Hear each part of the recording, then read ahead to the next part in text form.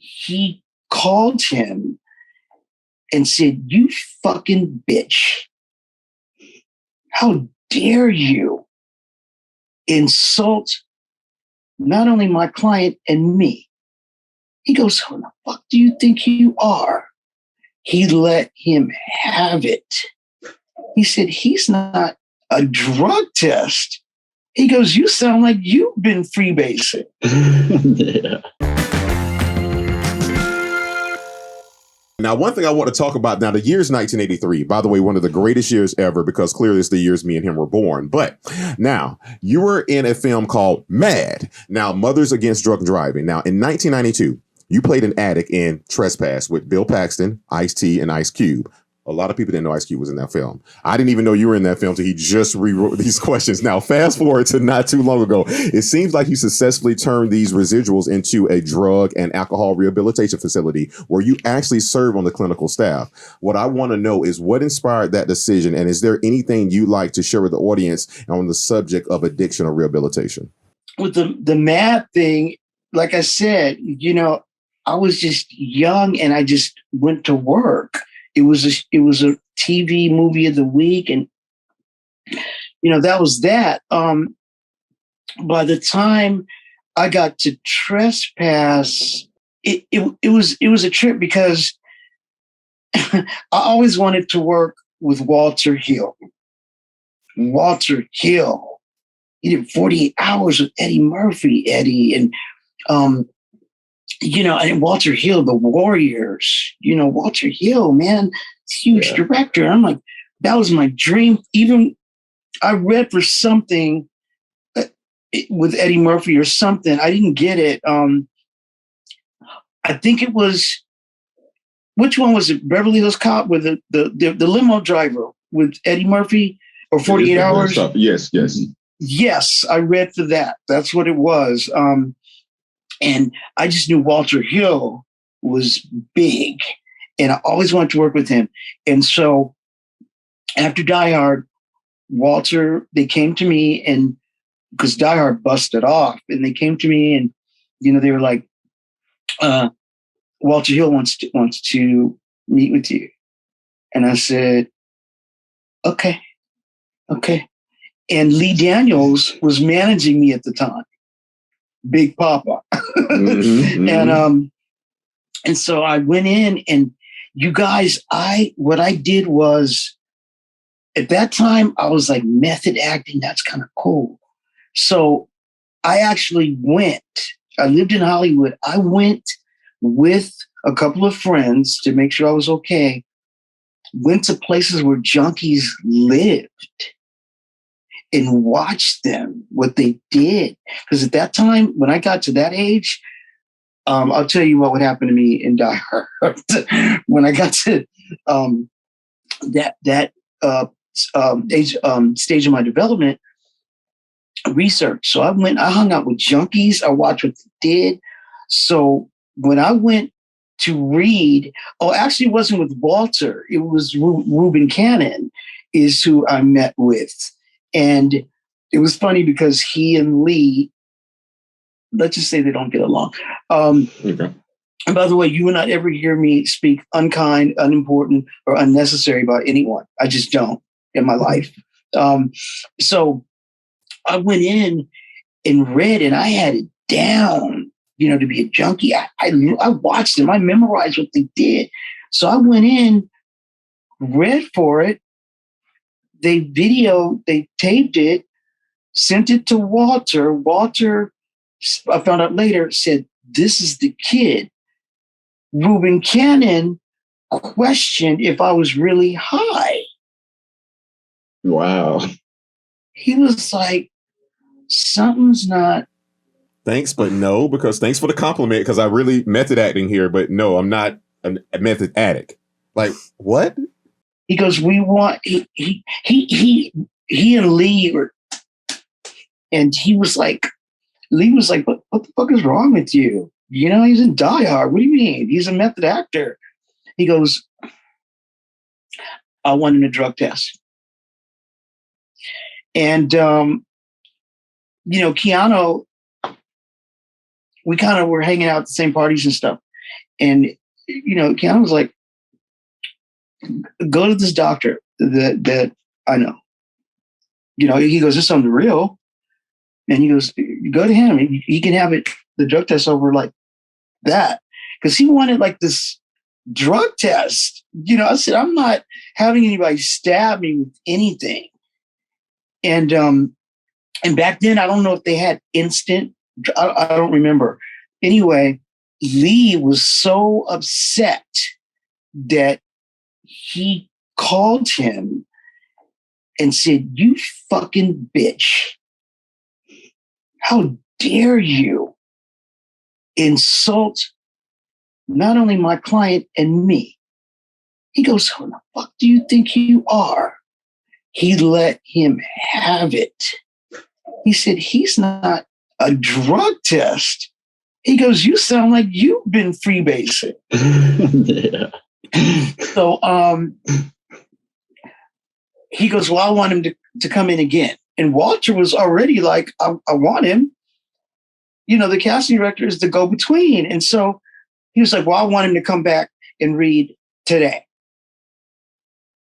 Out of character. And Lee said, you know what? That's what he's going to do. That's just how Lee talks. He goes, that's what he's going to do. So Lee calls me and goes, my darling.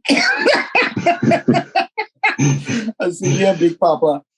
He goes, I want you to throw on some fucking Armani slacks and a shirt and some nice Salvatore Ferragamo shoes. And I want you to go in there and act your ass off. I go, okay. He goes, you have time to get a haircut? I said, I don't need one. He goes, get a haircut just because. I went, did it.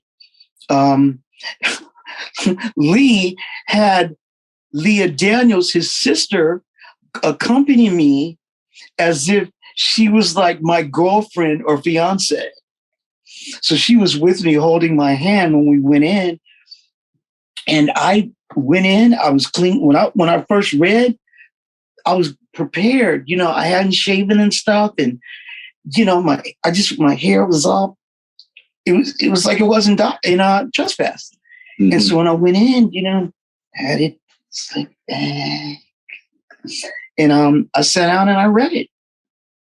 And because he wanted me back the same day that he said that he said that I was high. Lee mentioned, though, that they hated each other for a long time. And so this was like a dagger at Lee, possibly. Mm-hmm. Anyway, so I went back the same day, booked it, and because he obviously, I think he told Walter, I don't know. I don't know about this.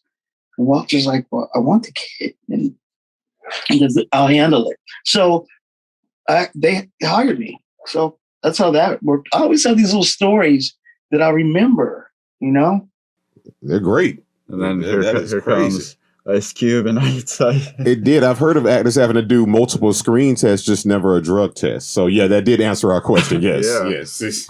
And what was so wild too, to have to take a drug test to play a drug addict in a film. Like, right. Yeah, it seems like you were just kind of like collateral damage in a power struggle between two other people. Mm-hmm. That's yeah. Wild. To piggyback on that really fast. Okay, Joel Silver, Matrix, whatever, blah, blah, blah, blah, blah. Die Hard. Joel Silver, huge, as you know, producer. He and Walter were very good friends because Walter gave Joel Silver his start. So something happened where they had this argument. You guys, I was supposed to go and do Trespass. Joel wanted me to fly home from Atlanta to meet with him at his house, at his Frank Lloyd Wright house that he owned at that time, to go over the script for Die Hard 2. And we were going to collaborate, and I think he wanted, this time Argyle was going to be a rookie, a cop, I think, or something. And somehow they meet, and he goes, Argyle? He goes, yeah. And he's the same character, however, he's a rookie. So we were going to do all that. they get into their thing. I'm like this in between little, robot. And Joel's like, I want him to fly home in 2 days, and we need to handle this. And he and Walter were already in a fight, something. And so Walter said, fuck you, he's mine. No. Wow, this is amazing. Yeah. Throw all the questions out of the way. These stories are gold, Jerry. Gold. And Walter he said, Joel, okay, listen. You know the movie Cool Runnings? Mm-hmm. Remember Cool Runnings? Walter Hill, they wanted me to read for them. Walter Hill directed my audition and sent it to them. I was supposed to fly from Atlanta straight to Jamaica and do Cool Runnings. And then they pulled the plug on Cool Runnings. So there's all these little tidbits, things that happen. Continue. I didn't mean to get off topic. Sanka, you're dead man. Oh my goodness. Now, hold up. Before we move on from that, I did want to circle back to the second part to that question. That was really intriguing to me that you don't see many people kind of like switch gears the way you did. And I'm really interested and curious about your motivation to start the rehabilitation facility and just that part of your life. I'm interested about. You guys, when you start getting successful, after Die Hard, I was getting these offers for television shows. And I'm not going to get off topic. I got you. And so they were bidding on me. And so at that time when you did feature films, TV was kind of like, however, they were bidding. And so the highest bid, 227 asked me to go on there to be Regina's boyfriend. And there were a couple of others, head of the class. They were interested in me before when it started. However, I was doing something else. And anyway, they came around and they bidded. And I was like, the Robin Givens show. And they were like, yeah. And so they were bidding, and 227, they were going back and forth. And then Lee, I was like, well, let's see. The last bid was cool. And I said, see if they'll go for this. And then they said, unfortunately, because the other cast members are making that, it would be a conflict of interest. I said, okay, I'll do it. Sure, I'll do it. I said, under one condition. I can make up the character, have creative control over wardrobe. And they want him to be like a basketball player that gets a scholarship into the school from Harlem. I said, nope. I want him to be like an aspiring artist, director, sort of pseudo Spike Lee thing. And then we can do something. They said, okay. So what I'm saying to you is that when you're making that kind of money, and I didn't ever process the thing with my mother ever. So you guys, what I was doing when I got into that agent when I was a kid, when you saw me, all I was really doing when you saw me on those early stuff, dude, I was going like this. My mom died and I'm really hurting inside and I just don't want anybody to know. And if I can make you smile, I can smile. The Robin Williams effect. When you don't deal with that, I'm getting into the recovery thing. When you don't deal with that, there's like demons that we all have. I say, we have more issues than a box of tissues. And you can go down dark roads or you can stay on the path. Like what I said, when you have a child, you keep them on that path. I decided because I was getting really successful, I was hurting on the inside. And so we go kind of like a dark road and mine got dark, man. I mean, I'm happier than I've ever been now. And so I work in recovery. That's what you're talking about, right? Mm-hmm. Yeah. I work in recovery and I love helping people. And I learned that it's not all about me. I was ego driven. It got arrogant. And I just started getting out of the gratitude that I was supposed to have, like what you just said. The shot at stardom at that age, and to get the gifts that Hollywood has to offer, if when you open those gifts, you appreciate them.